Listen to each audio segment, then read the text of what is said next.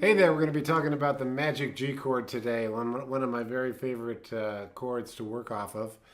George Harrison called it the magic G chord as well. He did a lot of the Beatles stuff using a G chord going on. So back to the key of G. This lesson is brought to you today by the key of G. I want to talk a little bit about the way I like to use a G chord, especially, we're using the first position here. So a regular G chord looks like this. 3, 2, open, open, open, 3. That's a regular G, but we often use this chord, which again is just a straight up G chord. If you use your third finger on the third fret of the B string and tuck your pinky under on that third fret of the E, high E, it has a kind of a nice chimey quality to it. And then if you move to your C position and leave these fingers there, you get a kind of a C add 9. Really nice sound too. And all you've really done is move these two fingers down one string. So if you just go back and forth from G to C, you're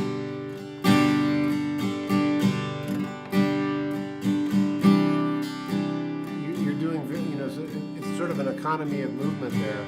You're not really having to move very far, just those two fingers.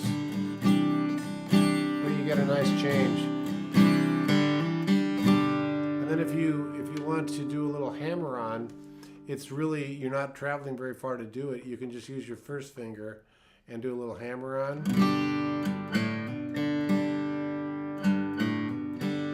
Just by hammering on that A string. And then when you get into your C position, again, that first finger, just do a little hammer on this time on the second fret of the D string. Nice move. And the reason what I'm trying to illustrate here is that when you're in the key of G and you're playing that big cowboy chord, big chime chord, and you go back and forth from G to C, you got a lot of things you can do in between. I call them connective tissue or little interior melodies, and I'll give you an example of that.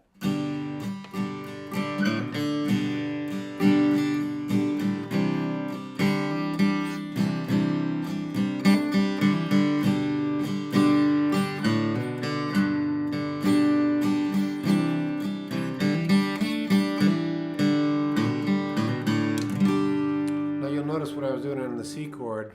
I was hammering on not only the D string but also the G string. So I was doing those all apply when you're in that key, in that C chord. You can just hammer on. And what that does is it gives you a way to kind of mix it up, gives you a little special sauce. Spice it up, spice up your playing.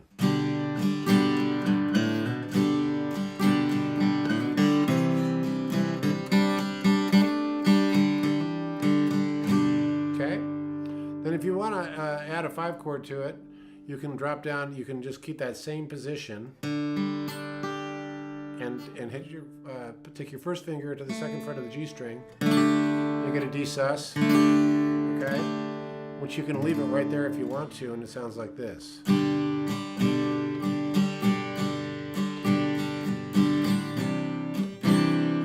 your C, up to your D sus.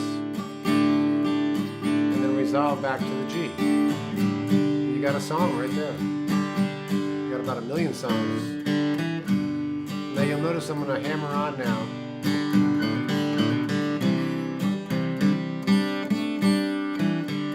To the D. And if you want to pull off that pinky, you'll get to a natural D. If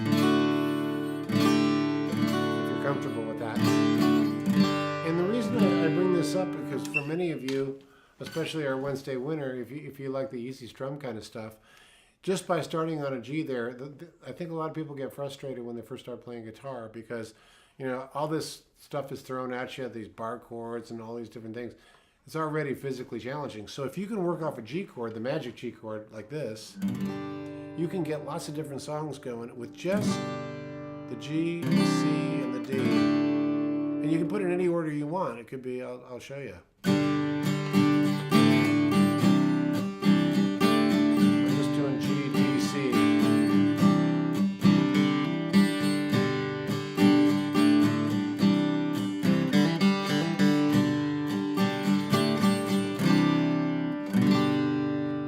So that's just kind of an overview of some real basic, easy strumming kind of stuff you can do. I'm using a pick today.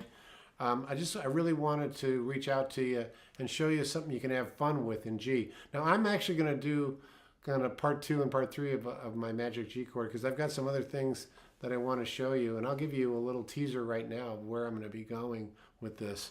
So I'm gonna include some other chords with it, and check this out.